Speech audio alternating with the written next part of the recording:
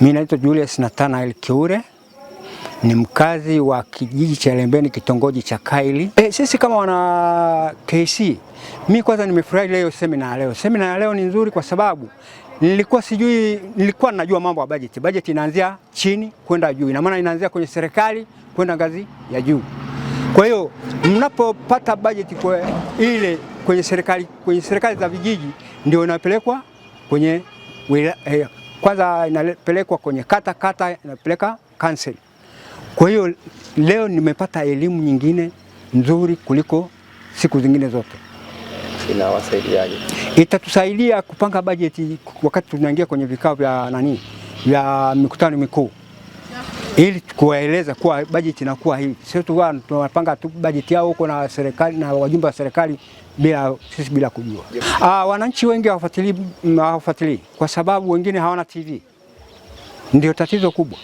Kwa majina naitwa Hadija Emedi, ni mwana KC kata ya Lembeni. Katika mafunzo haya ya bajeti nimeweza kujifunza namna ya ufuatiliaji wa bajeti katika kuanzia ngazi ya kijiji, lakini pia nimehamasika kufuatilia bajeti katika vyombo vya habari, kwa sababu sikuwa mfuatiliaji sana, lakini nimehamasika kufuatilia bajeti, na pia nimeweza kutambua kwamba bajeti zipo katika sehemu labda kama kilimo, afya.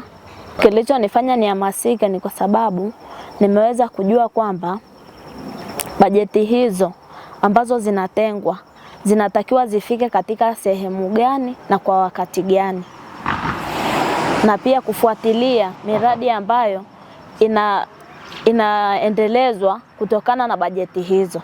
Sisi wananchi inatusaidia tunapotambua bajeti ya kitu fulani imepangwa kiwango gani, ili inatusaidia kwa sababu tunaweza kufuatilia miradi ambayo inaendelea kwa kutokana na kile kiwango cha bajeti ambayo imetengwa kwa ajili ya ule mradi. Jina langu ni Stella Jioni, ni mratibu wa vituo vya taarifa na maarifa vya mkoa wa Kilimanjaro. Niko hapa KC ya Lembeni, wilaya ya Mwanga. Nimeshiriki kwenye semina za jinsia au GDSS kwa ajili ya kupitisha wananchi pamoja na wana KC kwenye masuala ya bajeti zinazoendelea bungeni, hasa zaidi kwenye masuala ya bajeti ya maji, elimu, kilimo pamoja na afya. Ndio GNP wameamua kutoa semina hizi au kuwezesha wananchi wapate semina hizi kwa ajili ya kuongeza uelewa kwa jamii na kuwakumbusha waweze kufuatilia bajeti ili iwarahisishie kuandaa vipaumbele vyao pamoja na kufuatilia miradi ya maendeleo.